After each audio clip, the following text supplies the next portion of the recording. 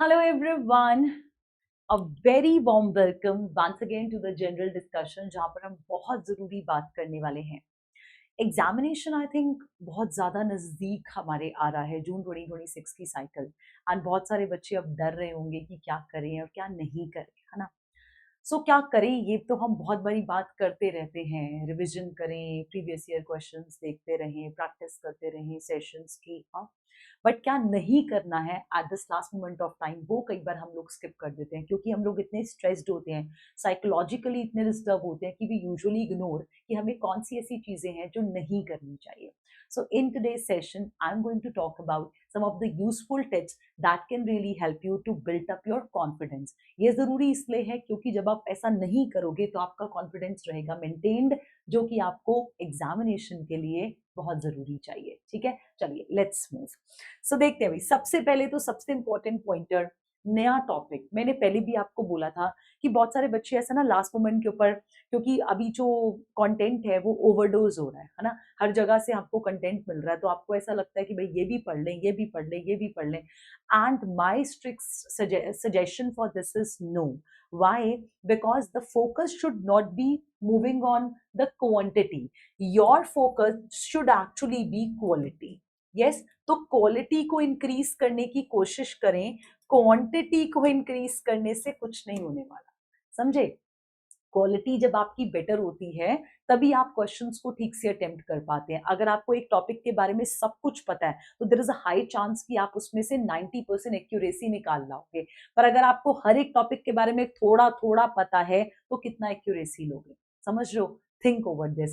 It's very important कि you should focus on what you have already studied. कुछ नया चीज, कोई नया टॉपिक, कोई ऐसा मुश्किल सा चीज अब लास्ट मोमेंट के ऊपर पढ़ना मेरी तरफ से बिल्कुल एडवाइजेबल नहीं है। रादर आप लोग क्या कर सकते हैं, आपने जो ऑलरेडी पढ़ रखा है उसको आप रिविजन के ऊपर रखो। ठीक है, उन्हीं टॉपिक्स को आप बार बार रिवाइज करो। And your revision should also भी बहुत लंबा स्टक नहीं होना किसी टॉपिक को रिवाइज करने में, थोड़ा सा फास्ट ट्रैक हम रिवाइज करेंगे and at the same time हम क्वेश्चंस को प्रैक्टिस करेंगे। ठीक है, बहुत सारे सेशंस मैं ऑलरेडी यूट्यूब के ऊपर लेती रहती हूँ। अगर आप लोग नहीं देखते हो फॉर एनी रीजन तो आप टेलीग्राम के ऊपर जाकर चेक कर सकते हो, वहां पे लिंक मैं पोस्ट करती हूँ ताकि आपका कोई सेशन मिस ना हो। Right, you have plenty of content. मेरे इतने सेशंस हैं, हंड्रेड्स ऑफ क्लासेस मैं ऑलरेडी ले चुकी हूँ, तो आप लोग के पास कंटेंट की कमी नहीं है। अगर आपको पढ़ना है तो वहां से आप कुछ रिवाइज कर सकते हैं, जो आपको आता है उसमें आप कॉन्फिडेंस गेन कर सकते हो, रादर देन अभी कुछ नया खरीदने लग जाएं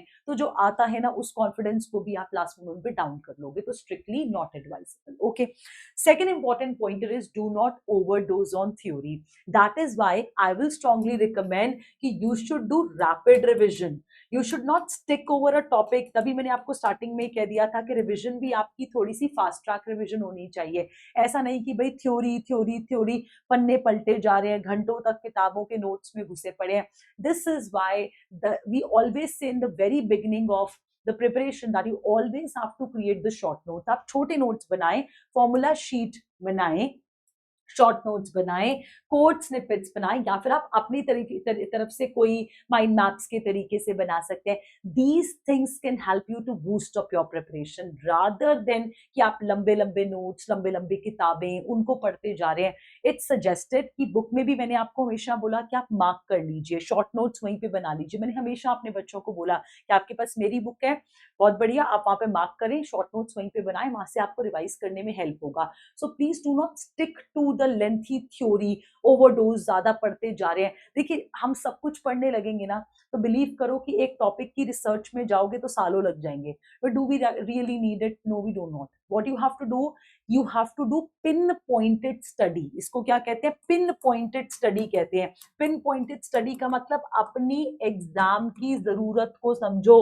आपका पेपर जो आपसे मांग रहा है बस उतना पढ़ो, बस सिंपल सी लैंग्वेज। ठीक है, चलिए, along with this at the last moment this usually happens कि बच्चों को लगता है अरे पेपर 2 की तो वेटेज बहुत ज्यादा है क्योंकि 100 क्वेश्चंस आने हैं, तो पेपर 1 को हम छोड़ देते हैं। This is again a big no from my side. Never do this. Wherever you feel कि अरे मेरे को पेपर 2 में ज्यादा टाइम देना है, तो you can reduce the time for paper 1। अगर आपको ऐसा लगता है कि नहीं, मेरे को पेपर 1 में मेरी अच्छी कमांड हो गई है, पेपर 2 में मुझे थोड़ा और रिविजन करना है, you can reduce the time. आप 70-30 कर सकते हैं, 60-40 की जगह 70% of time paper 2, 30% of time to paper 1. Plus please do not ignore it totally, because this is where you can gain good marks, है ना. Do not focus 100% on computer science. Avoid skipping daily practice of teaching and research aptitude. Remember that paper 1 is critical for clearing GRF cutoff, है ना. आप net शायद एक बारी को थोड़ा सा कम पढ़ के भी निकाल सकते हो, पर GRF नहीं निकल सकता. GRF is a cream layer, जो कि जिसको नॉलेज है उसी को पता होगा, है ना. तो भाई इट्स इंपॉर्टेंट कि आपका मेक एंड ब्रेक पेपर होता है. मेक एंड ब्रेक का मतलब या तो आपको आर पार करा देगा, या तो आपको पार करा देगा GRF के, या रोक लेगा आपका. तो इसलिए इट्स इंपॉर्टेंट कि आप इसे इग्नोर नहीं करें, राइट. ऑल्सो बच्चे, along with this, do not ignore wrong options. ये तो मैं आपको हमेशा बोलती हूँ जब भी मैं क्वेश्चन प्रैक्टिस कराती हूँ. What's the purpose of making you practice question? The purpose of making you practice question is कि आप लोग अगर आंसर ए ठीक है, ए करेक्ट है, तो भाई do not ignore B C and D. थोड़ा सा फोकस जरूर करें. इसका रीजन क्या होता है कि भाई जो बी सी डी ऑप्शंस गलत हो गए, ये गलत नेक्स्ट टाइम इसके ऊपर क्वेश्चन बन सकता है. तो अगर आप थोड़ा सा इसके बारे में नॉलेज रखोगे, it will help you to fill up those gaps, जो आपके कंसेप्चुअल गैप्स आ जाते हैं ना, या जो आपके सिली मिस्टेक्स हो जाती हैं, वो यहाँ से आपके रिजॉल्व होने की बहुत ज्यादा अच्छा चांस बनता है. तो इस वजह से it's very important, it's strictly advisable कि आप सोल्यूशन को जरूर देखा करें. मैं इसीलिए पूरा पूरा पीडीएफ अपने जो भी दे रही हूँ बच्चों को, उसमें पूरे पूरे सोल्यूशन ऐड कर रही हूँ, जस्ट फॉर द सेक कि आप लोग किसी चीज को स्किप ना करें, कोई इंपॉर्टेंट पॉइंटर आपसे मिस ना हो जाए, है ना. Also last but not the least, do not memorise without logic. अभी बहुत सारे बच्चे ना रट्टू तोते की तरह फॉर्मूलाज रट रहे हैं, कॉम्प्लेक्सिटीज रट रहे हैं, लिंक्स रट रहे हैं. तो मुझे ऐसा नहीं लगता कंप्यूटर साइंस में कुछ बहुत ज्यादा रटने वाले कंसेप्ट्स हैं. मैक्सिमम चीजें आपकी कंसेप्चुअल हैं, जिसको आपको समझना है, तभी आप लॉजिकली आप उसको अप्लाई कर सकते हो, ठीक है.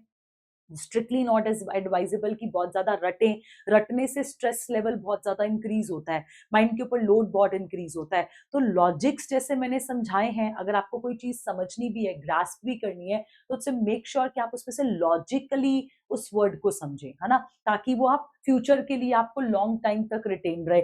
रटोगे तो आपको रोज उसको रिवाइज करना पड़ेगा, समझ रहे हो. तो इट्स इंपॉर्टेंट कि आप उसमें थोड़ा लॉजिक समझें.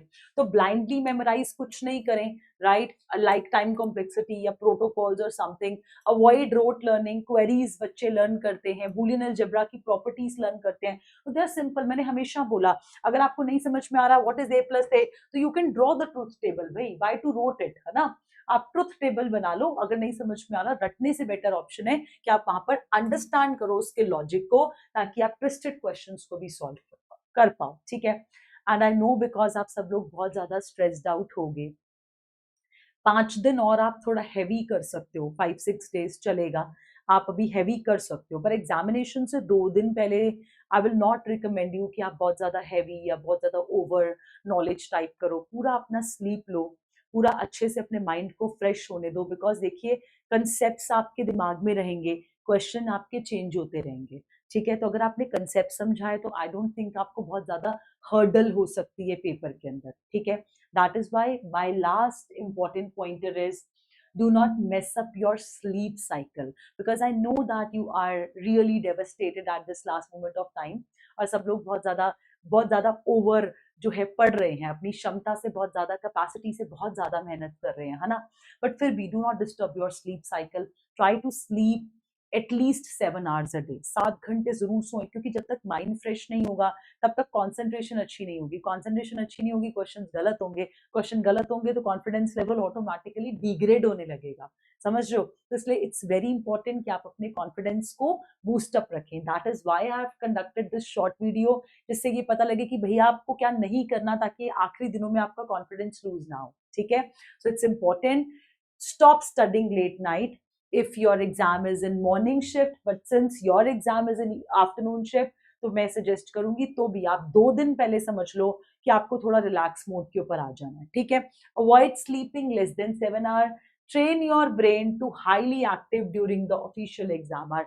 तो भाई अपना थोड़ा, जब नींद आपकी थोड़ी पूरी हुई होगी, तो आपका माइंड फ्रेश रहेगा, डेफिनेटली आप एक्टिवली पार्टिसिपेट करोगे. अनेक टिप मैं यहाँ पे जरूर और ऐड करूंगी कि भाई देखिए, लास्ट मोमेंट के ऊपर आपके पास बहुत ज्यादा एग्जाम स्ट्रेस है, कोशिश करो कि भाई बेड के ऊपर बैठ के नहीं पढ़ो, क्योंकि जब हम बेड पे बैठते हैं साइकोलॉजिकली हमारा माइंड जो है ना वो थोड़ी नींद वाली पोजीशन पे चला जाता है। जब आप स्लीप वाले पोजीशन में जाते हो तो सोचते हो भैया सो ही जाएं, समझ रहे हो? तो don't do such things, try to sit in a proper posture, table and chair में आप प्रॉपरली बैठो ताकि आपकी जो ब्रेन है उसको सिग्नल जाए that body has to be alert and study.